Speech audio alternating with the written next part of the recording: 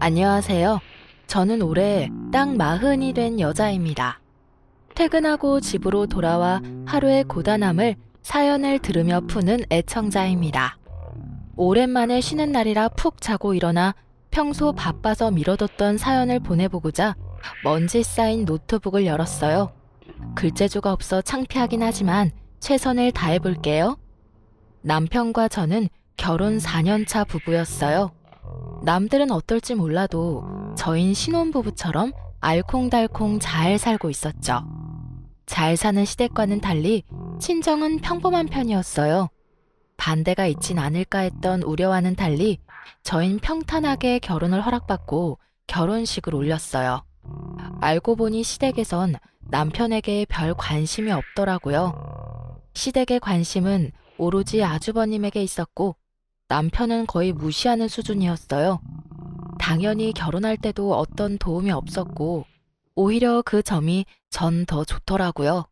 결혼 당시 저도 모아둔 돈이 얼마 되지 않았고 그렇다고 부모님께 손을 벌리고 싶지 않았는데 신랑도 저도 고만고만한 돈으로 알아서 시작하면 되니 차라리 그 편이 좋았어요.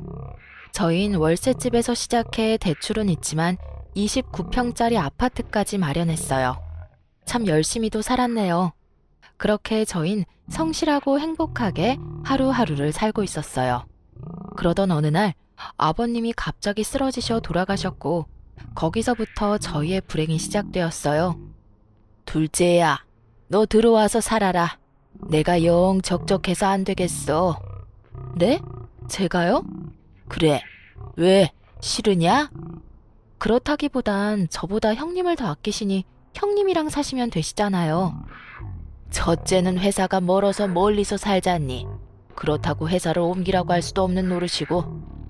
생각 좀 해보고 말씀드릴게요. 그날 저녁 남편은 한숨을 끊임없이 쉬더라고요. 왜 그렇게 한숨을 쉬어? 어머님 때문에? 당신도 알지? 내가 어떻게 살았는지. 당연히 알지. 당신 연애할 때 술만 먹었다 하면 얘기했잖아. 알고 있었죠. 남편은 어렸을 때부터 형과 심한 차별을 당해왔습니다. 처음엔 단순히 장남과 차남에게 있을 법한 차별이라고 생각했는데 그게 아니더군요.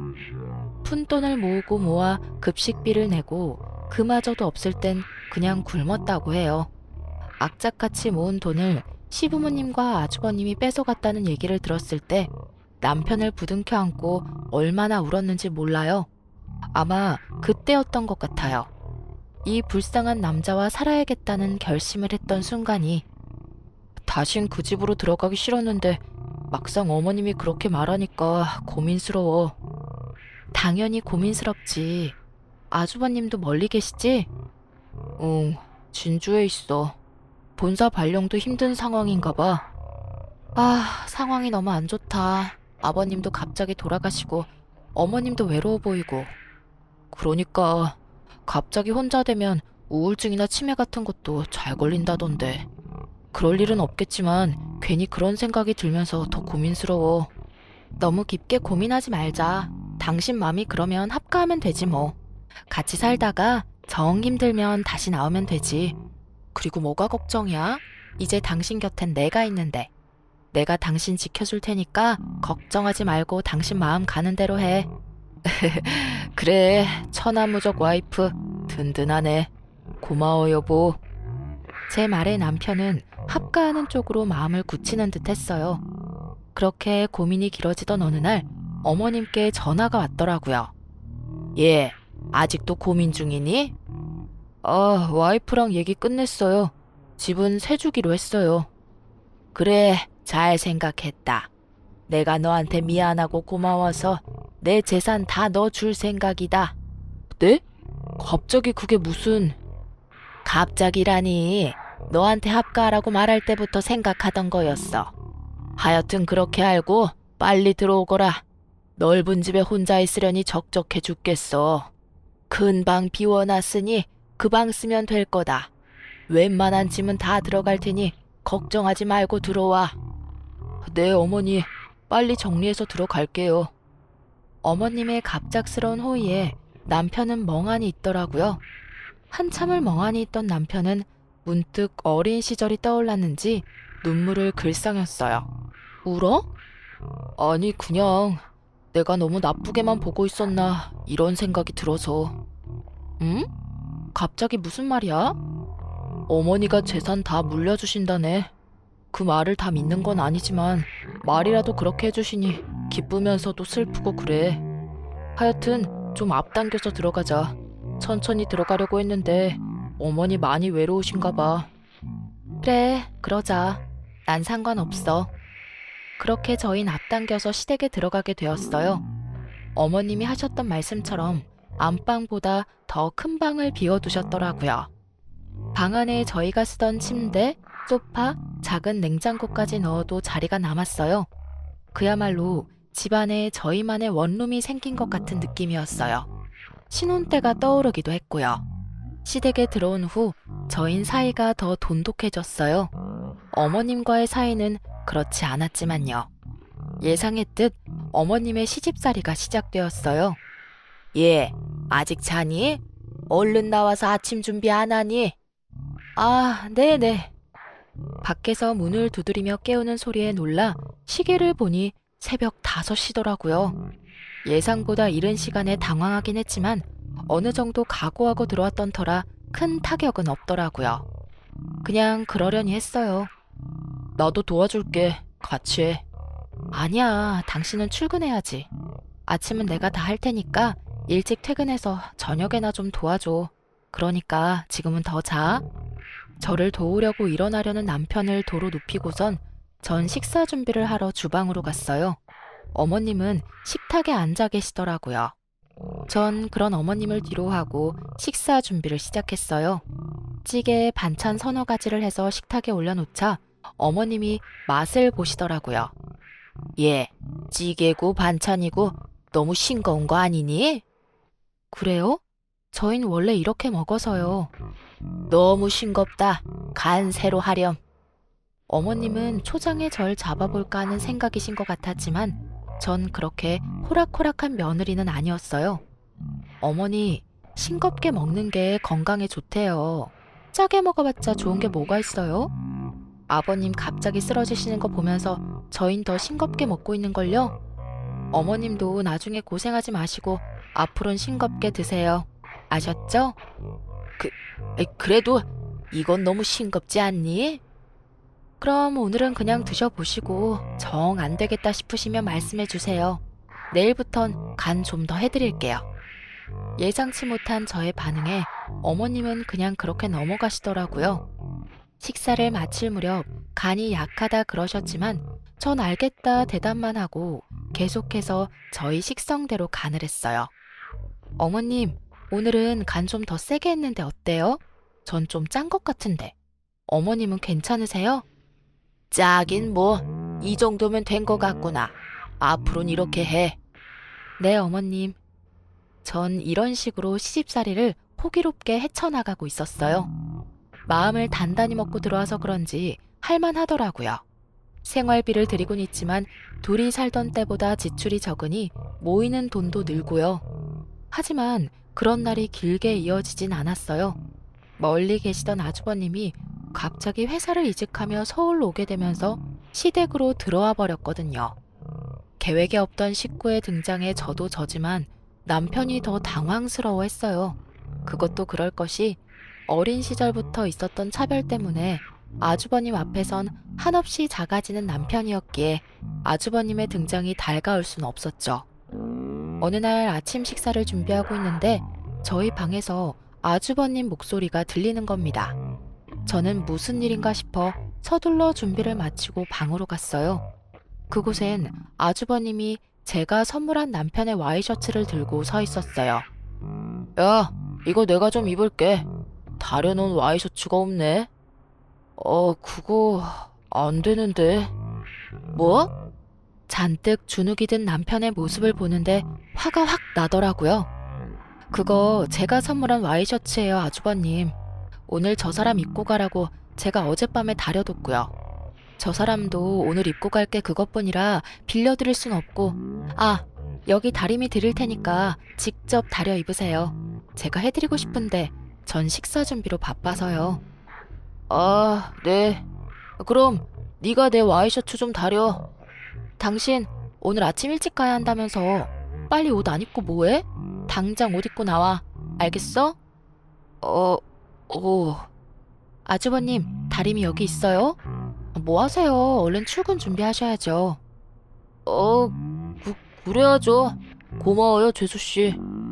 다리미를 받아든 아주버님의 표정이 멋씹은 듯 했지만 신경 쓰지 않았어요. 어디서 감히 제 앞에서 남편을 부려먹을 생각을 한다니 가당치도 않은 일이었어요.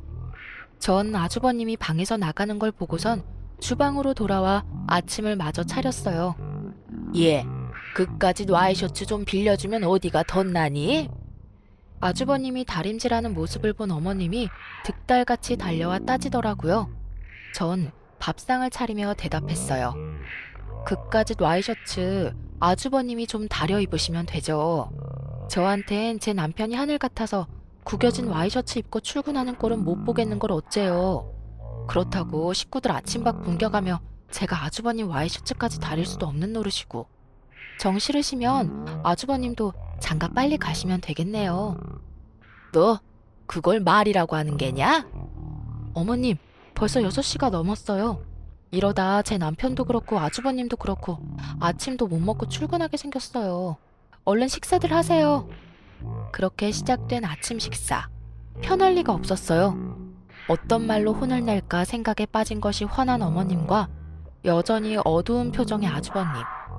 그런 두 사람의 눈치를 살피는 남편. 저는 일부러 더 오버를 하며 남편의 밥그릇에 반찬을 올려주며 이렇게 말했어요. 여보, 많이 먹어. 당신이 우리 집 기둥인 거 알지? 많이 먹고 힘내. 고마워. 당신도 많이 먹어. 오늘따라 더 맛있네. 그런 우리가 꼴 보기 싫었는지 아주버님의 핀잔이 시작되더라고요. 맛있기는. 재수씨, 국 간이 너무 싱겁네요. 저 소금 좀 더 주세요. 아, 그래요? 싱겁게 먹는 게 건강에 좋은데 그래도 소금 드려요? 네. 저는 짜게 먹는 걸 좋아합니다. 주세요.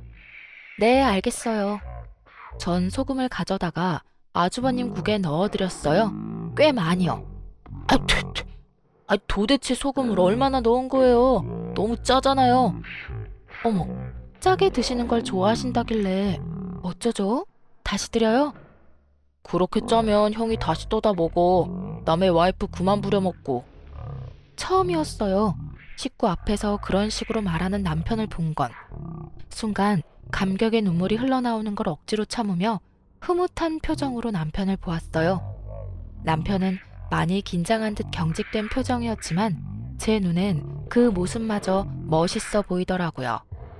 뭐라고? 너 말 다 했냐? 여자 하나 잘못 들였더니 별꼴을 다 보는구나. 어디 감히 네가 형한테 큰 소리를 내는 게냐? 얼른 형한테 사과 못해? 두 사람의 압박에 남편이 주춤하더군요. 아무래도 더는 무리일 것 같아 제가 나섰어요. 7시 다 돼가는데 얼른 출근하시죠. 당신도 다 먹었으면 얼른 출근해. 어머님, 놓여오신 마음 잘 알겠으니 나중에요. 이러다 정말 지각하겠어요. 아주버님 출근하신 지 얼마나 됐다고 지각이라도 하시면 어째요. 얼른요. 저는 호들갑을 떨며 남편을 일으켜 출근을 시켰고 아주버님도 떠밀다시피 해서 내보내버렸어요. 이제 남은 건 시어머님이었는데 저는 어떤 말을 할 틈도 없이 뒷정리를 시작해버렸죠.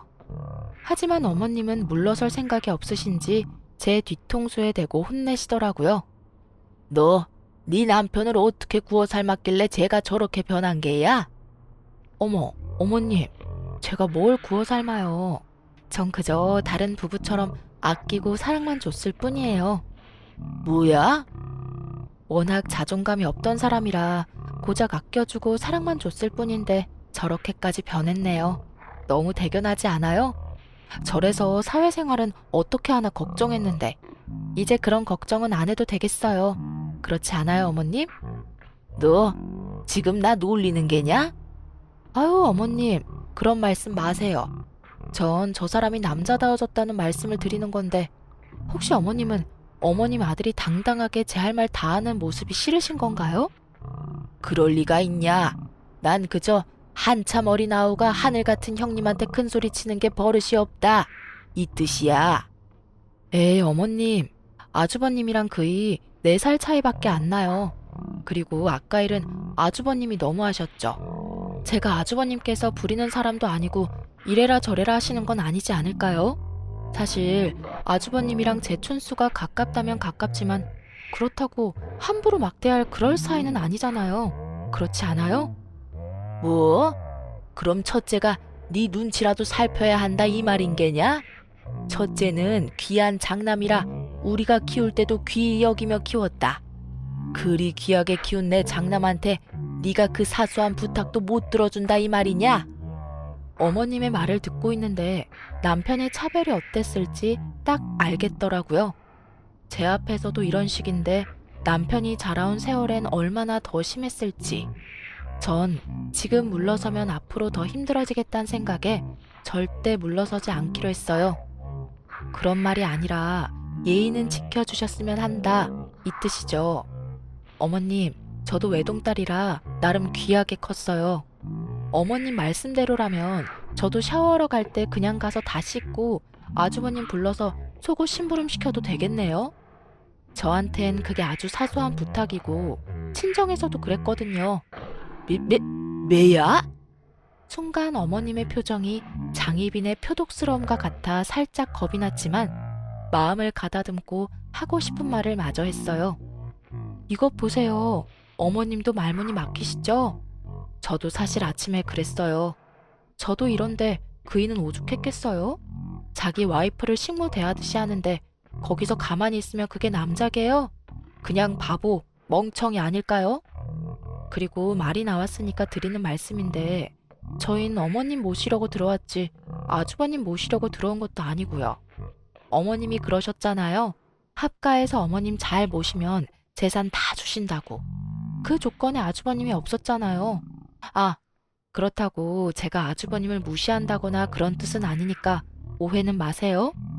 아주버님이 잘 대해주시면 저 역시 아주버님께 잘해드릴 거예요. 초지일관 미소를 잃지 않고 또박또박 할 말을 하는 저를 보며 어머님은 안 되겠다 싶으신지 말을 돌리시더라고요. 점심상 좀 거하게 차리거라. 친구들 온다고 했는데 깜빡했구나. 한 5명쯤 온다고 했으니 그리 알고 준비해. 이렇게 갑자기요? 장 본 것도 없는데. 그래서 내가 지금 말하지 않았느냐. 지금부터 준비하면 충분하겠네. 네 말대로 잘 모신다고 하지 않았니? 어디 내 재산 받아갈 자격이 있는지 어디 한번 보자꾸나. 오늘은 왜 안 하시나 했던 재산 타령이 나오고 전 그저 고개를 끄덕였습니다. 이쯤 되니 궁금해지더라고요. 제가 어머님을 모시고 산 것이 1년이 넘었는데 무슨 선거 공약하듯 입만 떼면 주신다는 그 재산 대체 얼만큼이나 주시려고 저러시나 하고요. 처음에 아무 욕심 없던 사람도 저렇게까지 하면 욕심이 나는 것이 당연한 거 아니겠어요? 전 음식 준비를 시작했어요. 갈비찜과 해물탕이 메인이었는데 하기엔 손도 많이 가고 시간이 오래 걸려서 유명한 맛집에서 포장해 제가 한 척 옮기고 나머지 몇 가지만 제가 해서 상을 차렸어요. 차린 건 없지만 많이 드세요. 예, 너 며느리 하나 잘 얻었다. 요즘 저런 며느리가 어디 있니? 음식 정갈하게 담은 거 좀 봐라. 솜씨도 좋네. 특히 이 갈비찜은 살살 녹네 녹아. 하여튼 이 집 둘째 아들 장가 하나는 잘 갔다니까. 요리 잘해. 혼자 되신 시어머님 잘 모셔. 아주 배가 다 아플 지경이다. 저를 골탕 먹이려고 부른 친구들인데 본인 뜻대로 돌아가지 않으니 어머님 표정은 좋지 않았어요. 얘가 그냥 들어왔겠니? 내가 나 모시면 재산 다 준다는 말에 혹해서 이러고 있지. 그렇지 않았으면 합가는커녕 얼굴이나 보고 살 수 있었겠어? 어머님 그런 말씀 마세요. 합가하려는 찰나에 어머님이 재산 주신다고 하셨었어요. 제가 말을 끼어드니 어머님이 저를 쏘아보시더라고요. 그런 어머님을 보며 친구분들이 제 편을 들며 거들어 주셨어요. 예, 우리 며느리는 지금 당장 내 재산 다 준다고 했는데도 합가는커녕 일주일에 한 번 보는 것도 싫다고 하더라. 맞아. 요즘 애들 다 그래. 우리 때 생각하면 큰일 난다고. 우리 때나 시부모 모시면서 찍소리도 못하고 살았지. 요즘에 그랬다간 다 늙어서 낡아 빠진 요양원 신세나 져야 한다고. 실버타운은 아니더라도 최신식 요양원에라도 가려면 며느리한테 잘해. 요양원은 무슨? 우리 장남이 가만히 있겠어? 너희도 알지? 우리 장남이 둘째 가라면 서러운 효자인 거. 요즘도 얼마나 나한테 잘하는지. 또 시작된 어머님의 장남 자랑에 친구분들은 눈을 피하며 식사에 열중하시더라고요. 저도 저지만 친구분들도 얼마나 들으셨는지 지겨운 눈치셨어요. 그런 것도 모르고 식사 자리가 끝날 때까지 자랑하시는데 중간에 한 친구분이 약속 있는 걸 깜빡했다며 판을 깨지 않았다면 우리 장남은 태어날 때부터 얼마나 효잔지 한 방에 쑥 하고 나왔지 뭐야? 하는 레퍼토리까지 나올 태세였어요. 그렇게 어머님이 준비하신 저를 골탕 먹이기 작전은 실패로 끝이 났어요. 그러던 어느 날 외출했던 제가 볼 일이 빨리 끝나 예상보다 집에 일찍 도착한 날이었어요. 집으로 들어서니 출근하셨던 아주버님과 어머님이 대화를 나누고 계시더라고요. 어? 오늘 일찍 퇴근하셨네? 전 그렇게만 생각하고 중문을 열려는 찰나 예상치 못한 대화에 멈춰섰어요. 어머니, 감사해요. 감사는 무슨 당연한 거 아니니? 장남인 네가 장가를 간다는데 그깟 건물이 중요해? 내가 못해줄 것이 뭐가 있느냐? 제가 잘할게요, 어머니. 진짜예요. 형편 나아지는 대로 어머님도 모시고요. 그런데 둘째 이 사실 알면 가만 안 있을 텐데. 사실 둘째보단 재수 씨가 더 걱정이에요. 재산 주신다고 한 약속 철석같이 믿고 있을 텐데. 그깟 약속이 뭐가 중요하니? 공증을 받은 것도 아니고 하다못해 각서 한 장 없는 말뿐인 약속. 그리고 걔 하는 꼴 좀 봐라. 지금 같아선 합가할 때 줬던 필요도 없는 작은 땅도 다시 뺏고 싶은 심정이야. 그 농사도 못 짓는 땅이요? 그래, 그 땅. 다시 안 뺏는 것만 해도 감사한 줄 알아야지. 혹시나 이 사실 알면 당장 나가 산다고 난릴 텐데. 저도 아직 어머님 모실 상황도 못 되고, 언젠가는 제가 모실 건데 아직 결혼도 안 했고, 결혼하더라도 신혼생활은 즐기고 말을 꺼내도 꺼내야 할 것 같아서요. 그래, 다 알지, 우리 장남 마음. 걔들이 어떻게 알겠니? 너하고 나만 입 다물고 있으면 평생을 가도 모를 거다. 그리고 혹시나 알게 되면 다른 건물 처분해서 물려준다고 하면 되지 뭐. 요즘 따라 아주버님이 너그럽다 싶었더니 이유가 있었더라고요. 입만 떼면 주신다던 재산은 애초에 주실 생각도 없었고 합가할 당시 생색이란 생색은 다 내시며 주셨던 작은 땅도 쓸모없는 땅이었어요. 사람인지라 욕심은 났었지만 큰 기대가 없었던 터라 크게 실망하진 않았는데 저를 어떻게 생각하면 저런 식으로 말할 수 있나 하는 생각에 화는 좀 나더라고요.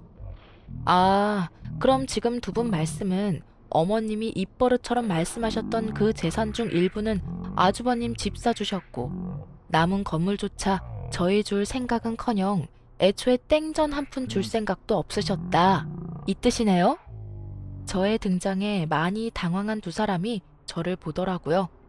두 사람이 보기에도 제 표정이 심상치 않았는지 저를 달래기 시작하더라고요. 당연했죠. 아직은 수족처럼 부려먹을 사람이 필요했을 테니까요. 재수씨, 그게 아니라 제가 어머니께 빌린 거예요. 제가 장가를 가게 됐지 뭐예요? 그래, 아가. 네가 오해하는가 본데 다 빌려준 거야. 그리고 말이 그렇지 내 남은 재산은 다 너희 몫이란다. 내가 너희 주지 누굴 주겠니?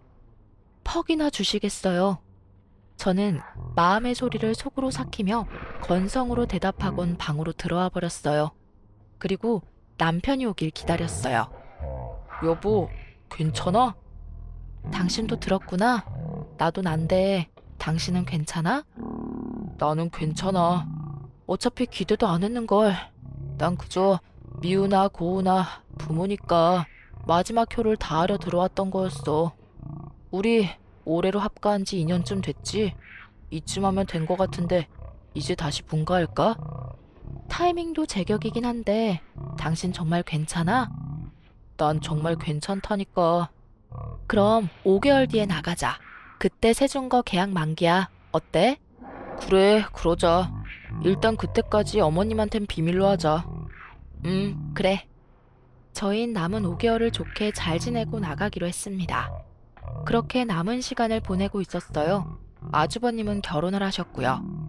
저의 형님이 되신 분은 저보다 나이가 어렸고 그 어린 나이만큼 뇌도 어린 것인지 개념 따윈 없는 사람이었습니다. 잔머리는 얼마나 좋은지 집안 행사가 있는 날이면 이리저리 잘도 피해가더라고요. 분가할 날이 얼마 남지 않은 저는 그저 묵묵히 제 일을 하며 지내고 있었어요. 좋은 날이 얼마 남지 않았는데 괜히 큰 소리 내고 싶지 않았어요. 여전히 어머님의 주지도 않을 재산 타령은 계속되고 있었고요. 저희에게 한 푼도 주지 않아도 되니 살아생전엔 제발 아주버님만 주지 말라고 그렇게 생각했어요. 아주버님은 물론이고 형님도 저희가 봤을 땐 어머님을 모실 사람으론 보이지 않았으니까요. 그나마 어머님도 재산이라도 쥐고 계셔야 남은 여생 편히 사실 거라 그렇게 생각했어요. 저흰 모진 냉대에도 2년 넘게 모시고 산 것으로 저희가 할 도리는 다 했다고 그리 생각했으니 다신 모시고 살 생각이 없었거든요. 그러던 어느 날 저희의 분가가 생각보다 더 빨리 이루어지게 되었어요. 한바탕 소란과 함께요. 그날은 어머님의 생신이었어요. 칠수는 작년에 성대하게 하셨고 올해는 그저 가족끼리 밥만 먹기로 했었어요. 그런데 이때껏 제사 한번 챙긴 적 없던 형님이 아침부터 시댁으로 와 호들갑을 떨기 시작하더라고요. 이게 뭐예요, 동서. 오늘 어머님 생신인 거 잊었어요? 1년에 하루밖에 없는 생신인데 신경 좀 쓰지 그랬어요? 특등급 소고기 미역국에 전복에 잡채. 그것 말고도 먹을 게 이렇게나 많은데 이 정도면 됐죠. 뭐 얼마나 더 신경을 써야 했을까요? 그리고 형님, 어제 제가 음식 준비 좀 같이 하자 했을 땐 바쁘시다 하더니 제가 어젯밤부터 해서 오늘 새벽까지 음식 다 해놓고 나니까 떡하니 와서 이러는 거. 본인이 생각해도 좀 얄미운 짓이라 생각 안 해요? 진짜 바빠서 그랬죠. 그러지 말고 우리 출장 뷔페 불러요. 비용은 내가 낼 테니까. 네? 그럼 이 음식들은 다 어쩌고요? 어쩌긴 내일 먹으면 되죠. 나 갈 때 좀 싸주면 되겠다. 그럼 됐죠? 그러면 뷔페 부를게요. 형님! 형님! 저의 부름이 들리지도 않는지 형님은 재빠르게 출장 뷔페를 부르고선 어머님께 명품 가방을 안겨드리고 있더라고요. 밤새 고생한 걸 생각하면 말 그대로 열받아 죽을 것만 같았지만 오히려 잘 됐다 싶기도 했어요. 저렇게 서로 좋아 죽으니 맘 편히 분가해도 되겠다 싶었거든요. 그렇게 출장 뷔페팀이 오고 저흰 맛있게 식사를 마쳤어요. 제대로 대접받은 시어머님의 입이 귀에 걸려 내려올 생각이 없어 보였어요. 좋게 생각해보려 해도 너무 과한 대접에 꺼림칙함이 사라지지 않고 있을 때였어요. 저기 어머니. 뷔페팀이 사라지고 과일을 챙겨오니 아주버님이 조심스럽게 말을 꺼내더라고요. 왜 그러는 게냐? 무슨 일 있는 게냐? 그게... 아주버님이 말끝을 흐리자 형님이 말끝을 차고 들어오더라고요. 어머님, 이 사람 회사 그만두고 사업 시작했어요. 그래서 말인데 어머님이 이 사람한테 투자 좀 해주시면 안 될까요? 뭐? 어머님은 꽤 당황스러워 보였어요. 저희도 적잖게 당황했지만 일단 가만히 있었어요. 들어보니까 어머님 건물 한 채 더 있다고 하던데 그거 좀 투자해 주시면 안 될까요? 이 사람 요새 잠도 제대로 못 자고 밥도 제대로 못 먹어요, 어머님. 어차피 어머님 재산 다 장남인 이 사람 주실 거 아니에요? 그게 그렇긴 하지. 이대로는 안 되겠다 싶어 제가 나섰어요. 어머님, 정말 해도 너무하시네요. 그 재산 저희 주시기로 하신 거 아니에요? 한두 번도 아니고 제가 모시고 사는 2년 넘는 시간 동안 몇 번이나 말씀하셨잖아요. 그런데 뻔히 저희 듣는 데서 그렇긴 하다뇨. 정말 이건 아니죠, 어머님. 동사는 좀 빠지죠? 제가 왜 빠져야 해요? 여기서 절대 빠지면 안 되는 사람이 전데 제가 왜요? 그 건물이 어머님 건물이지 동서 건물인 줄 알아요? 아니, 그리고 서방님도 가만히 있는데 왜 동서가 나서서 이 난리인 줄 모르겠네. 그럼 형님은요? 아주버님도 저렇게 가만히 있는데 왜 형님이 나서냐고요? 이거랑 그거랑 같아요? 그럼 같지. 다를 건 또 뭐래요? 뭐? 야, 너 아까부터 어디서 꼬박꼬박 말대답이야. 내가 엄연히 손 윗사람인 건 몰라? 내가 그렇다고 하면 그런 줄 알고 고분고분하게 대답이 날 것이지 어디서 버릇없게? 뭐? 야, 버릇? 너 말 다 했니? 뭐? 너? 그래, 너. 말 놓길래 서로 말 까자는 뜻인 줄 알았는데 왜? 이게? 눈이 제대로 돌아버린 형님은 제 머리채를 낚아채더라고요. 저도 물론 형님의 머리채를 인정사정 없이 잡았어요. 이래봬도 제가 학창시절에 팔씨름 좀 했던 터라 손쉽게 제압이 되더라고요. 그간에 쌓였던 스트레스를 아귀에 집중시켰더니 더 힘이 넘치기도 했고요. 하여튼 형님이 밀린다 싶으니 시어머님이 말리시더라고요. 뭐 하는 짓들이냐? 그만두지 못해? 어머니, 저 머리카락 다 뽑히는 줄 알았어요. 저에게 뽑힌 머리카락을 어머님께 내밀며 오는 형님을 보던 어머니는 저에게 다가와 불같이 화를 내셨어요. 너 이게 무슨 짓이냐? 아무리 첫째가 나이가 어려도 너한텐 형님이야. 그런데 네가 반말하는 것도 모자라 머리채까지 잡아? 어머님, 반말도 형님이 먼저 했고 머리채도 형님이 먼저 잡았어요. 제가 무슨 바보도 아니고 다 참고만 있었어야 했어요? 그럼 참아야지. 그러게 애초에 형님이 말씀하시는데 누가 대들래? 맞을 짓 했으니까 맞는 게야. 알겠어? 어머님, 왜 저보고만 그러세요? 그 순간 어머님이 제 뺨을 때리시더라고요. 전 충격이 커 아무 말도 못하고 있었어요. 너 같은 걸 보고 매를 번다고 하는 게다. 오냐오냐 해주니 어른 무서운 줄 모르고 어디서 눈을 똑바로 뜨는 게야? 뺨을 부여잡은 저를 향해 어머님의 호통이 이어지던 그때였어요. 어머니! 화가 머리끝까지 난 남편이 어머님을 향해 고함을 질렀어요. 그런 남편의 모습에 저를 포함한 세 사람이 남편을 쳐다봤어요. 제발 좀 그만하세요. 저한테 하신 거로는 부족하세요? 뭐라고? 저한테 하신 거로는 부족하시냐고요. 지금 하시는 행동 전부 저 어릴 때 저한테 하시던 행동이잖아요. 제가 맞는 말 하면 맞는 말 한다고 뺨 때리시고 제가 아무 말 하지 않으면 답답하다고 뺨 때리시고 저 형이 어머니 지갑에서 돈 훔쳐갈 때도 제가 혼났고 형이 어머니가 제일 아끼던 비싼 도자기 깼을 때도 제가 혼났어요. 그래도 아무 말 안 했고요. 어머니가 사실은 그 모든 잘못을 형이 했다는 사실을 알고도 절 혼낸다는 걸 알면서도 전 아무 말도 안 하고 그냥 혼났었다고요. 그냥 늘 하시던 말씀대로 장남이니까 그러니까 저러시겠지 하고 다 참았다고요. 그런 어머니가 원망스러울 때도 있었지만 다 참고 넘겼다고요. 참기는 왜 참니? 누가 참으라고 했어? 그리고 너 진짜 소름이 끼치는구나. 속으론 그런 생각하면서 합가는 왜 했어? 그래도 어머니니까요. 그래도 어머니니까 모셨던 거예요. 아무리 미워도 절 세상에 나오게 해주신 분이니까요. 근데 제가 잘못 생각했네요. 어머니, 이 사람한테 하시는 행동 보니까 정말 후회가 돼요. 네가 후회가 되면 어쩌겠단 말이냐? 어쩌긴요. 저희 분가하겠습니다. 아니, 인연 끊겠습니다. 앞으로 저나 이 사람한테 연락도 하지 마세요. 주신다던 재산? 처음부터 기대도 하지 않았습니다. 이 사람이나 저나 그 재산 형한테 다 뺏기지 않게 지켜드리려고 그랬던 건데 이제 그럴 필요도 없겠네요. 이로써 제 할 도리는 다 했습니다.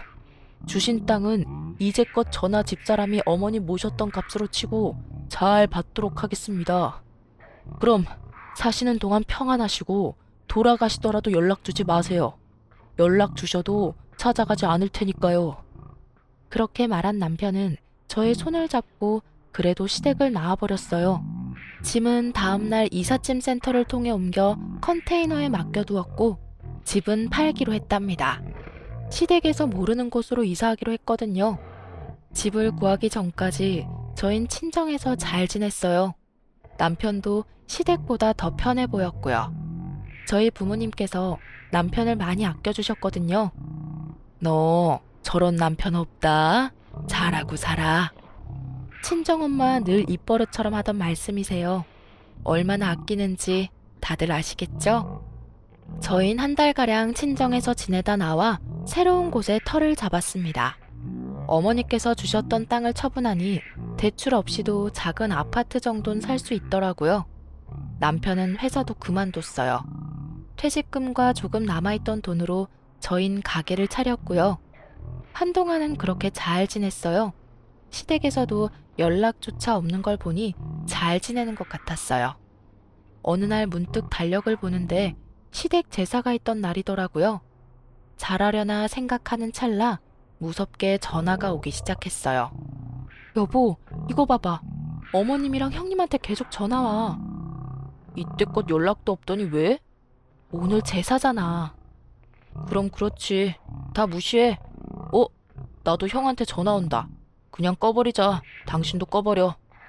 남편의 뜻에 따라 전원을 꺼버리고 다음날 전화를 켠 저는 엄청난 문자에 놀랐어요. 부재중을 알리는 문자가 50통이 넘었고 나머지는 이런 내용들이었어요. 진짜 절연이라도 하려고 이러는 것이냐? 절연할 때 하더라도 당장 와서 제사 준비는 해라. 적당히 하고 당장 오라는 등 온갖 협박을 하던 연락의 끝은 더 황당하더군요. 너희 때문에 첫째네 이혼하게 생겼다. 형 집안 풍비박산 내놓고 얼마나 잘 먹고 잘 사나 내가 지켜볼 게다. 어머님에게 온 연락이었어요. 꼼짝없이 집안일을 다 떠맡게 생긴 그 여자가 이혼하겠다고 선포라도 한 모양이더라고요. 그렇게 끝인 줄 알았던 연락은 계속해서 왔어요. 어떡해 여보, 이거 좀 봐봐. 뭔데 그래? 전 어머님께 온 문자를 남편에게 보여줬어요. 너희 때문에 첫째 내가 이제 내 연락은 받지도 않는다. 이거 어떻게 책임질 거야? 네가 그날 와서 제사만 지내줬어도 이런 일은 없었을 거 아니냐? 아주버님도 어머님 연락 딱 끊었나 봐. 어쩌지? 어쩌긴 어째. 그러게 진작 좀 잘하시지. 조금만 잘 대해주셨어도 우리가 이랬겠어? 다 자업자득이야. 그리고 뭐가 걱정이야? 돈도 많은데 알아서 잘 사실 테니까 걱정도 하지 마. 완전히 마음이 돌아선 남편은 냉정하더라고요. 전 남편의 말대로 그 연락도 무시했지만 어머님의 연락은 끊기지 않았습니다. 계속해서 무시로 일관하던 저는 결국 전화를 받고야 말았어요. 그날은 어머님 생신이었거든요. 네, 어머님. 아가, 어떻게 첫째가 나한테 이럴 수 있다니. 아주버님 연락도 없으세요? 연락은커녕 내 전화도 안 받은 지 오래됐어. 찾아갔더니 문도 안 열어주더라고. 내가 어떻게 했는데 나한테 이럴 수가 있단 말이냐? 어떻게 나한테 이래? 기다려보세요. 연락 오시겠죠. 기다려도 연락이 없으니 이러지. 넌 지금 사람 약 올리니? 제 말은 그게 아니라요. 이런 상황에서도 저에게 역정을 내는 어머님을 보니 할 말이 없었어요. 저의 통화를 옆에서 듣고 있던 남편은 언성을 높이는 어머님의 소리에 제 전화를 가지고 가 단호하게 말했어요. 어머니는 정말 여전하시네요. 다시는 전화하지 마세요. 전화를 끊어버린 남편은 어머님 번호를 차단 목록에 넣어버렸어요. 이제 다시는 연락 받지 마. 목소리도 듣기 싫으니까. 알겠어. 그 뒤론 연락이 와도 알 수가 없으니 잊고 살았어요. 사실 식당도 조금씩 바빠져서 신경 쓸 겨를도 없었고요. 그러던 어느 날 식당으로 예상치 못한 손님이 찾아왔어요. 어서 오세요. 어머, 안녕하세요.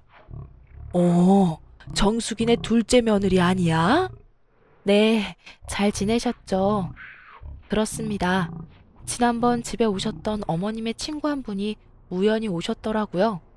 저흰 그분에게서 잊고 지냈던 시댁 소식을 들을 수 있었죠.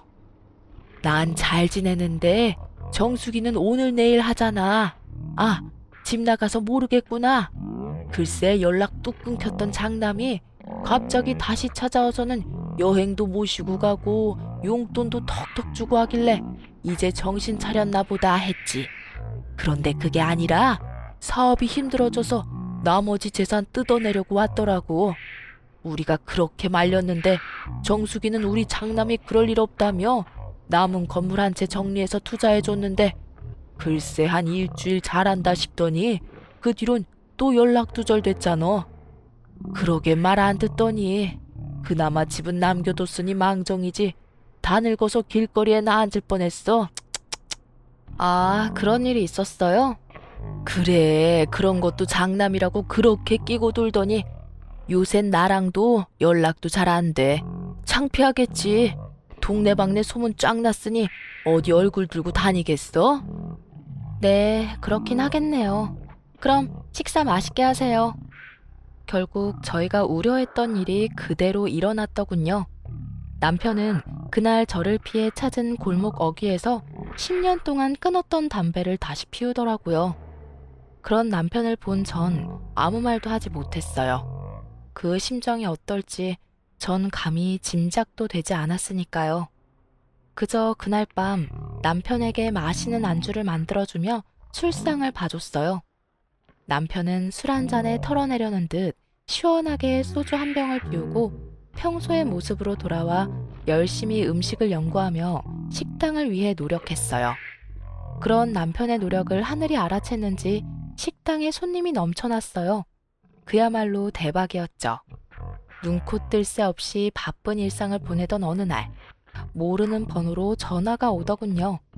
그 당시 체인점 문의 전화가 많이 오던 터라 아무런 의심 없이 전화를 받았어요. 여보세요?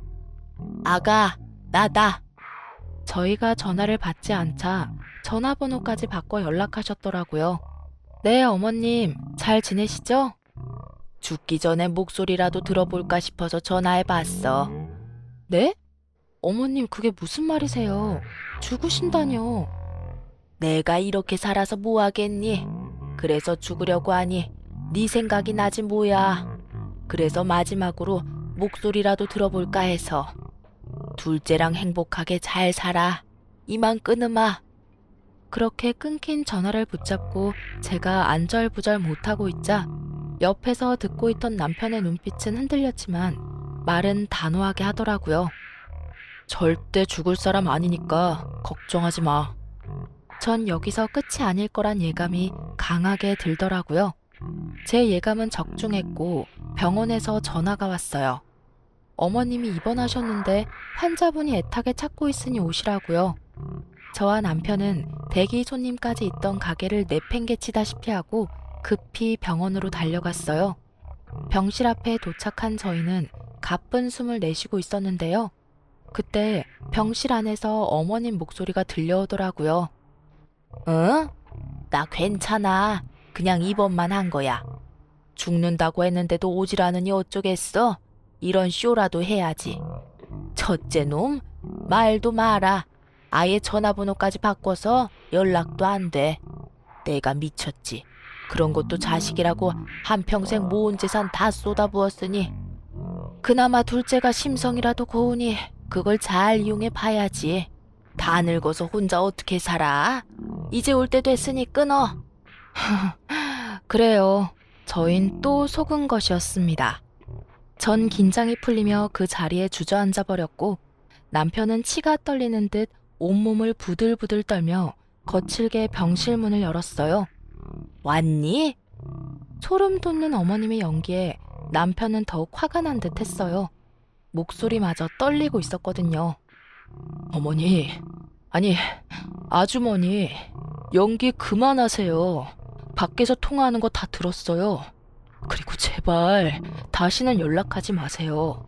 우연히 길거리에서 만나더라도 아는 척도 하지 마시고요. 당신이란 사람 정말 이제 치떨립니다. 할 말을 마친 남편은 주저앉은 저를 부축해서 병원을 나와버렸습니다. 가게로 돌아가는 차 안에서 엄청 울더라고요. 그렇게 서글프게 우는 남편은 처음이었어요.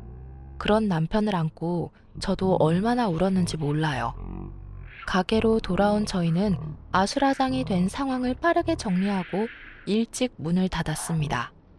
그렇게 고단했던 하루가 지나고 저흰 약속이라도 한 듯 어머님의 어짜도 꺼내지 않고 살았습니다. 몇 달이나 지났을까요?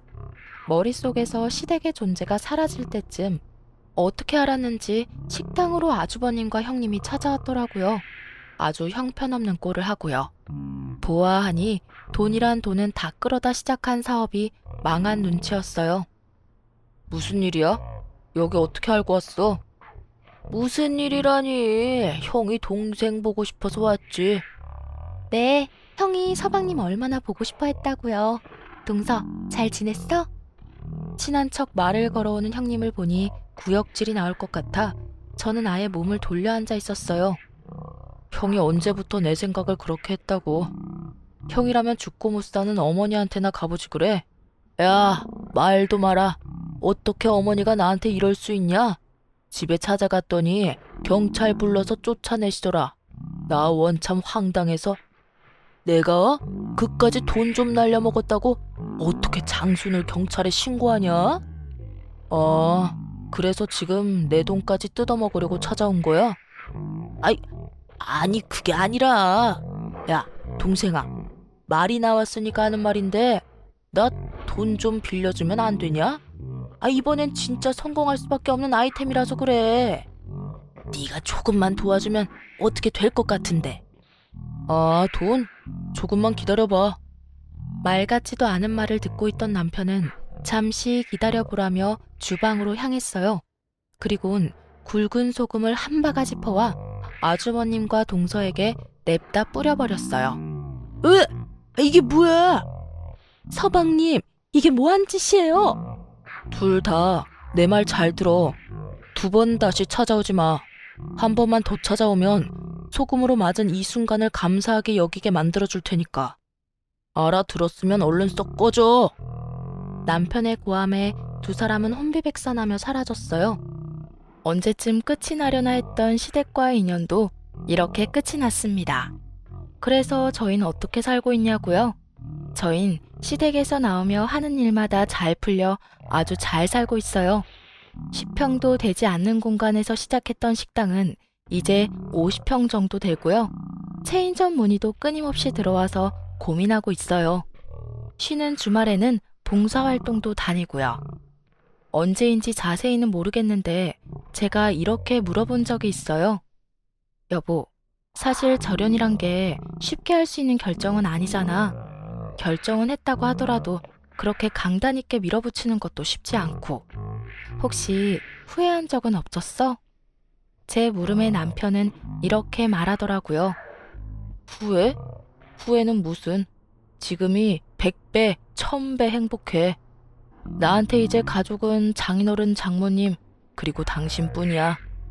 가끔 부모님과 연 끊고 산다는 사람들을 보며 왜 그러고 살지? 하고 혀를 찬 시절도 있었어요. 그런데 제가 당해보니 그런 결정을 할 때는 다 이유가 있더라고요.